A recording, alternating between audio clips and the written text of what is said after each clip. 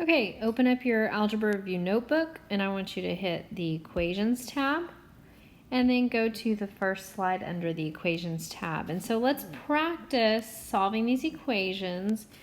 The first question has some parentheses. And remember, parentheses means that we're probably going to have to distribute. Distribute means multiply. So we're going to have to distribute this 1/2 to everything in the parentheses. So let's rewrite the equation with that distribution happening. So what's 1/2 of 8x? 4x. And I want you to stay very organized because this is going to help us when we get to our proofs in a couple of weeks. So keep everything lined up, keep everything very organized. The next thing is taking 1/2 of -12, which is -6.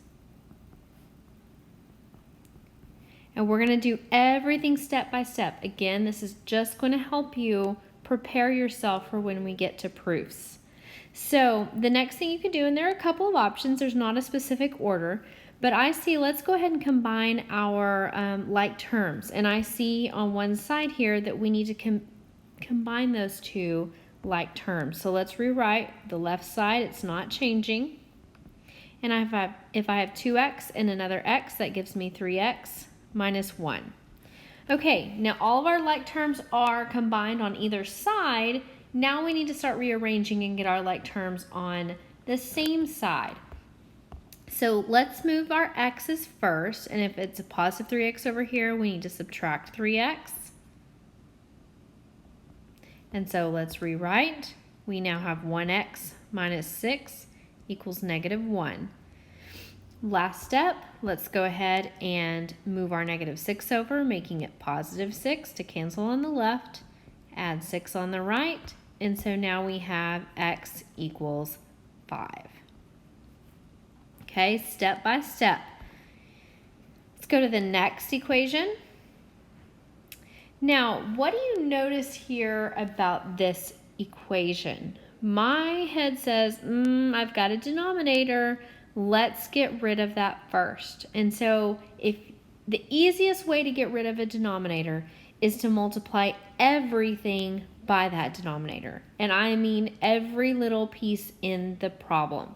So we're going to multiply this by 2, this by 2, that by 2, and that by 2. And so here's what happens when we do this. This cancels and leaves us with x. Our denominator's now gone. The 2 times 3 gives us 6. 2 times 3x gives us 6x. And 2 times 13 gives us 26. Okay? Now we have that nice, easy equation. No denominators, no fractions. We're ready to go. We're looking on either side, nothing to combine like term-wise, so let's move our x's over first. So let's subtract our 6x. I just get in the habit of moving my x's to the left, and so that gives us 1x minus 6x is -5x plus 6 equals 26. Subtract the 6. Move our constants to the same side. And so now we have -5x equals 20. Last step here, we want to divide both sides by -5. And so we can see here x equals -4. Remember, if you want to go back in and check, you can easily do that. Let's plug that in up here. Let's do that over here to the side. If we say -4 over 2 plus 3 equals 3 times -4 plus 13, let's test it out and make sure we did the right thing, getting rid of that fraction. So what is -4 divided by 2 is -2 plus 3, which gives me a 1. What's 3 times -4? -12 plus 13 is also a 1, and that works. So we know we did it correct. So if you ever want to check yourself without a calculator, without somebody else being around, that is an easy, accurate way for you to check your answer. Next one, let's go to the third one. Again, we have our denominator. Do the same process. Okay, multiply everything by that denominator. Okay, so now let's rewrite. We now have 2x plus 10, because we multiplied the 2 times x and 2 times 5, cancels out that denominator and leaves us with this. Do not multiply that numerator by 2 also. You've already multiplied the whole fraction by 2, which takes care of it. That's where I see people miss things, so be careful with that. All right, now things are combined on either side, so let's start rearranging. Let's subtract our x over. And so that leaves us with x plus 10 equals 1. Subtract our 10 over. And so that leaves us with x equals -9. Again, if you want to check your answer, which I think is a great idea, plug that back in and make sure you get the same solution on both sides of the equal sign. Okay, last one here. Now notice our denominators are different, okay? The denominators are different, so you can't just multiply everything by 5. You can't just multiply everything by 8.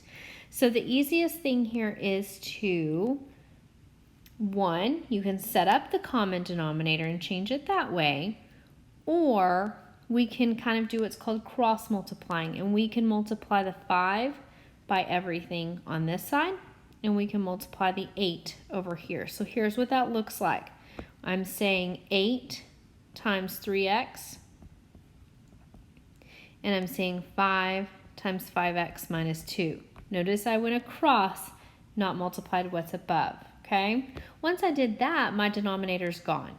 So 8 times 3x gives me 24x. Distribute the 5, and we get 25x minus 10. Move our x's over. So subtract that 25x. That leaves me with a -x equals -10. We can't stay with a -x, so we want to change both signs or divide by -1, however you want to look at it. And so x equals 10.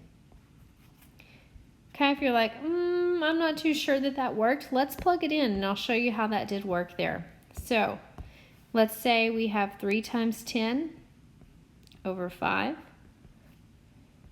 5 times 10 minus 2 over 8. 3 times 10 is 30 over 5, which gives me 6. 5 times 10 is 50, minus 2 is 48, divided by 8 is also 6. So it did work when I did the cross products.